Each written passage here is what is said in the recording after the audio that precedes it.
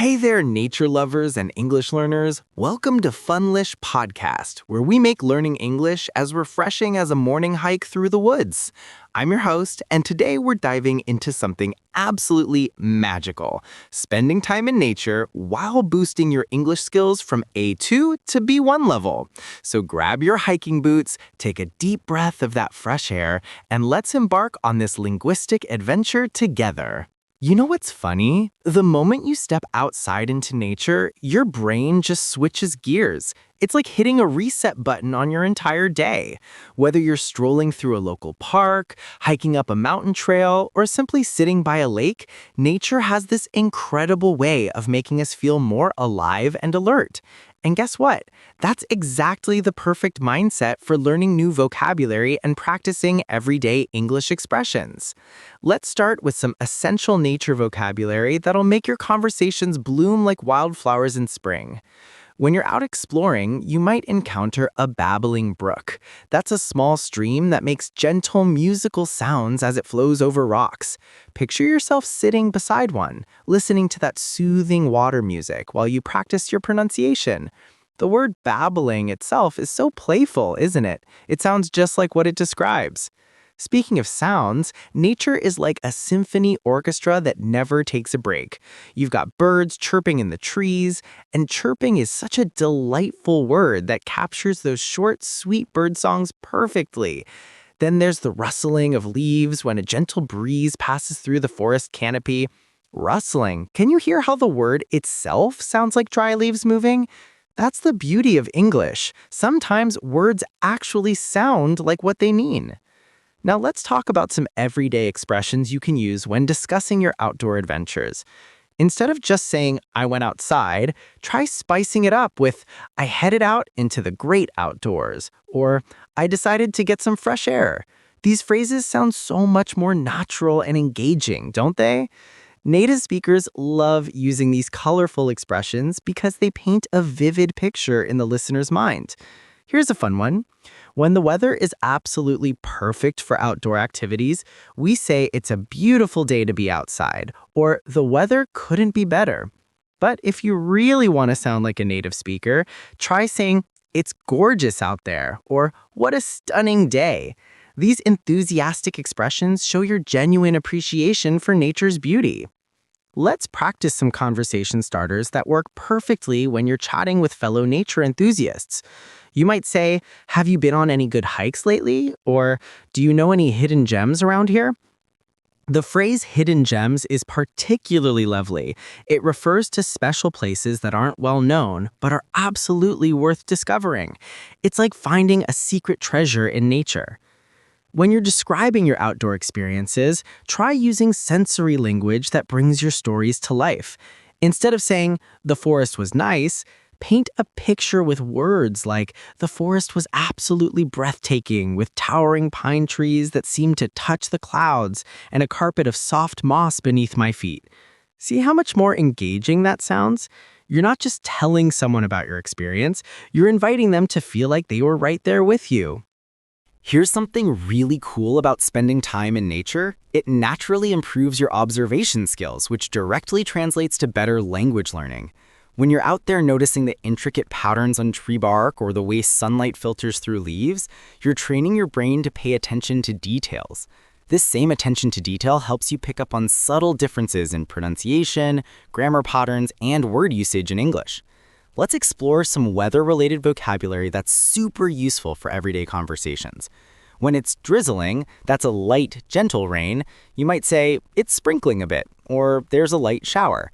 If it's really pouring, you could exclaim, it's raining cats and dogs, which is a wonderfully quirky English idiom that means it's raining very heavily. Native speakers absolutely love these colorful expressions. Sunshine brings its own set of delightful vocabulary. When the sun is shining brightly, we might say, it's a glorious sunny day, or the sun is beaming down on us.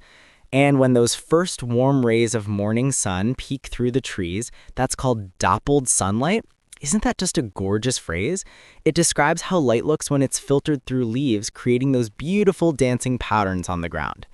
Now let's talk about seasonal changes, because each season offers unique opportunities to expand your English vocabulary.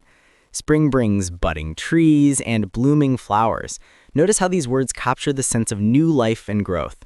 Summer gives us lush green landscapes and buzzing insects. The word lush is particularly wonderful. It means rich, abundant, and full of life.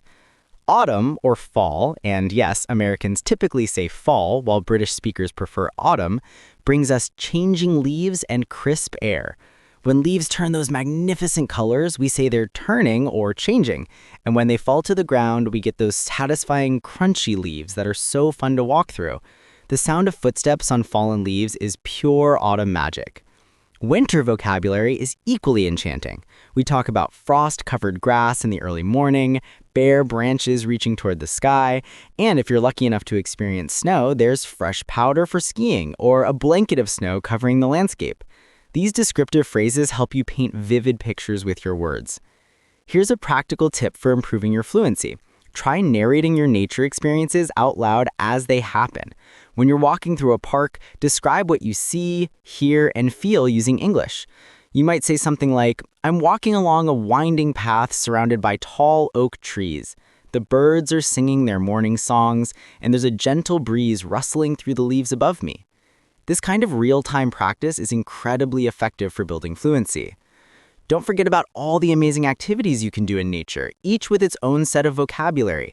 Hiking is walking on trails, usually in mountains or forests. Trekking is similar, but often implies longer, more challenging journeys. Strolling is a leisurely, relaxed walk, perfect for parks or beaches. Wandering suggests exploring without a specific destination in mind, just following your curiosity wherever it leads. If you're near water, you might go kayaking on a calm lake, rafting down a river, or simply wading in shallow water. Beach lovers can enjoy beach combing. That's searching for interesting shells, stones, or other treasures washed up by the waves. Each of these activities opens up new conversations and vocabulary opportunities. Let's practice some expressions for describing how nature makes you feel. Instead of just saying, "I feel good," try, "I feel refreshed and energized," or "being in nature really recharges my batteries." The phrase "recharges my batteries" is a fantastic idiom that means to restore your energy and enthusiasm. Native speakers use this all the time. When something in nature amazes you, don't just say, "It's beautiful." Try expressions like, "It takes my breath away," "It's absolutely stunning," or "I'm blown away by this view."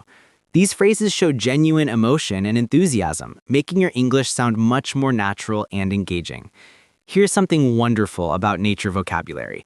It's incredibly useful for making small talk, which is such an important skill for English learners.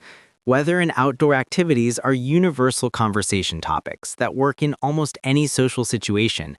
You can chat with colleagues about weekend hiking plans, discuss gardening with neighbors, or share travel stories about national parks you visited.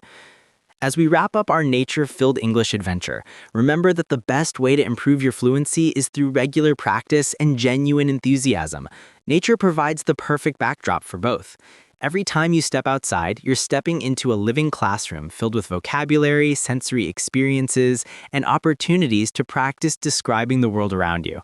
The journey from A2 to B1 level English is like climbing a mountain. It takes patience, persistence, and the right guidance. But just like reaching a mountain summit, the view from your improved English level will be absolutely worth every step of the effort. Keep exploring, keep practicing, and keep that sense of wonder alive in both your nature adventures and your language learning journey. Thanks for joining me today on Funlish Podcast. Remember, learning English should be as natural and enjoyable as a walk in the park. Until next time, keep exploring the great outdoors and the wonderful world of English. Happy learning, nature lovers!